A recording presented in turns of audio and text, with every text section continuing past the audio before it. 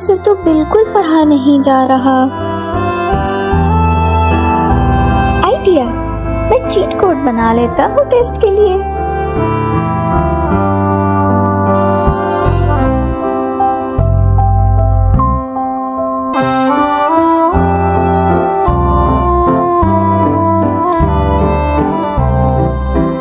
मामा, मामा, मामा, मुझे अब ऐनक वाला जिन की कहानी सुनाए ना। क्या आपने टेस्ट की तैयारी कर ली है? जी हाँ, कर ली है।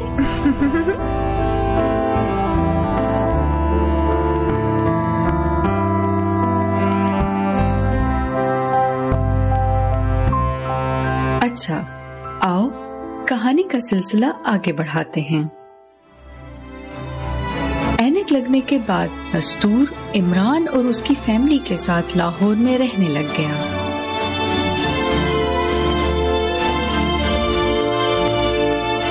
इमरान के घर में उसके अम्मी अब्बू, एक बहन मुअत्तर, उनका मुलाजिम रहमू बाबा और उसके चार्ली मामू रहते थे। इमरान के अब्बू ने घर पे बताया कि नस्तूर उसके रिश्तेदार हैं जो अफ्रीका से 10 साल के बाद आए हैं और वो उन्हीं के साथ रहेंगे। नस्तूर, इमरान और इमरान के अब्बू अच्छे दोस्त बन गए थे। वो मिलकर शरारतें करते, जैसे कि घर में चीजें गायब कर देना ताकि घर वाले डर जाएं। वो तीनों मिलकर चार्ली मामू को बहुत तंग करते थे।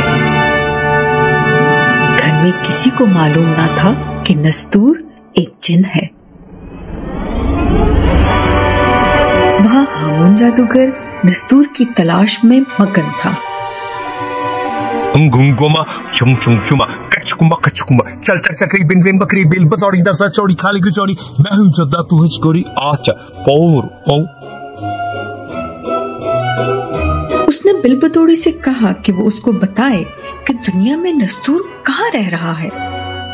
बिलबतौड़ी उसको बताती है कि नस्तूर लाहौर में एक घर में रह रहा है। हामून को चाहिए कि वो अपना बंदर लेकर बंदर का तमाशा दिखाने उस घर जाए। जिस आदमी पर बंदर बैठ जाएगा वही नस्तूर जिन होगा। हामून को उसका कोट चुराकर भाग जाना चाहिए क्योंकि उसी में तिलिस्माती सुलेमानी लॉकेट होगा जिसमें नस्तूर की ताकत छुपी है।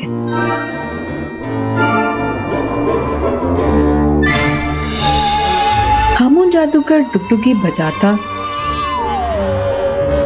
इमरान के घर लाहौर पहुंच गया। घर के सब लोग बाहर लॉन में आ गए ताकि बंदर का तमाशा देख सकें। हामून जादूगर डुगडुगी बजाता गया और बंदर नाच दिखाता गया।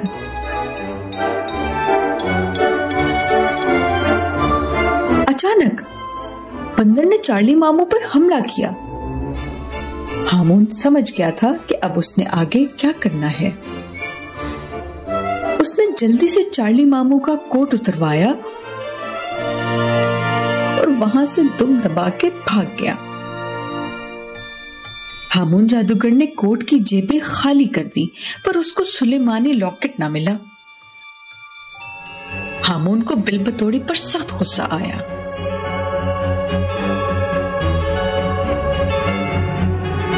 उसने बिलबतौड़ी को बुलाया और उससे गिला किया कि कोट में तो कुछ भी नहीं है। बिलबतौड़ी बज़र्ग थी कि उसके काले इल्म के मुताबिक नस्तूर उसी कोठी में है। उसने हामून जादूगर से पूछा कि वहां कोई गैर मामूली शख्स भी था। कुछ देर सोचने के बाद हामून ने उसे बताया कि वहां एक मोटी भौं वाला आदमी था। बिलबतौड़ी ने कहा वही नस्तूर जिन है। हामून ने दोबारा नस्तूर को काबू करने का इरादा कर लिया। वो भेस बदलकर दोबारा इमरान के घर गया, पर इस बार उसने मुख्तलिफ चाल चली।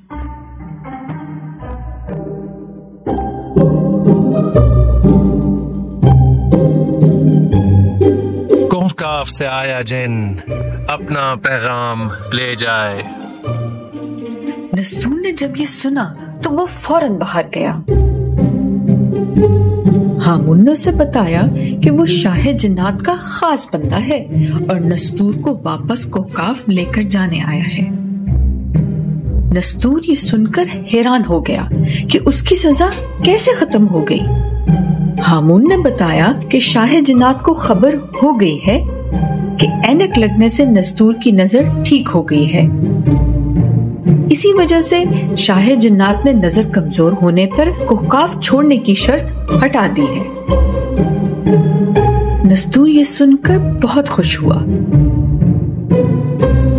उसने हामून से कहा कि चलो कोहकाफ चलते हैं, पर हामून ने बहाना किया कि अभी नहीं जा सकते। शहंशाह जिन्नात ने एक पार्टी रखी है जिसके लिए हामून को बहुत सारी शॉपिंग करनी है, और अगर नस्तूर अकेले कोहकाफ गया तो जल के भस्म हो जाएगा। नस्तूर हामून की बातों को सच मान गया। उसको कोहकाफ की बहुत याद सताती थी।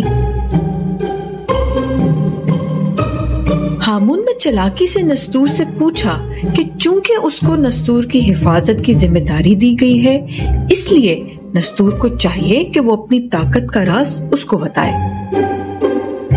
इस तरह वो उसकी हिफाजत कर सकेगा। नस्तूर को थोड़ा शक हुआ। उसने हामून को बोला कि वो जाके शॉपिंग करे, उसके बाद वो अपनी ताकत का राज बता देगा। हामून मायूस होकर वहां से चला गया।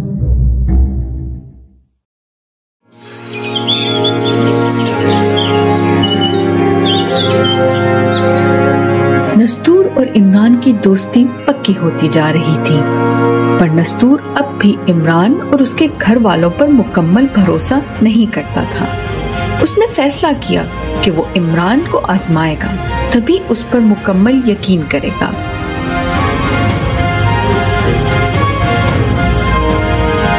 इमरान के एग्जाम्स चल रहे थे। नस्तूर एग्जाम के दौरान इमरान के पास चला गया। सिवाय इमरान के कोई उसे देख नहीं सकता था। नस्तूर ने इमरान से कहा कि वो उसको एग्जाम में चीटिंग करा देगा। ये सुनकर इमरान बहुत गुस्सा हुआ और बोला, मैं एग्जाम में फेल होना पसंद करूंगा, लेकिन चीटिंग बिल्कुल नहीं करूंगा। नस्तूर बोला, पर उसको तो कोई नहीं देख पाएगा। इमरान ने कहा, पर अल्लाह ताला तो देख रहे हैं ना। ये सुनकर नस्तूर बहुत खुश हुआ और इमरान को बताया कि वो सिर्फ उसकी ईमानदारी का इम्तिहान ले रहा था। अब नस्तूर को इमरान पर मुकम्मल भरोसा हो गया था।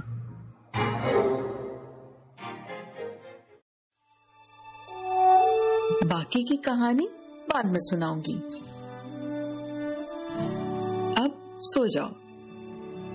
शब बखैर। कि मैंने क्या किया? चीटिंग करना कितनी बुरी बात है।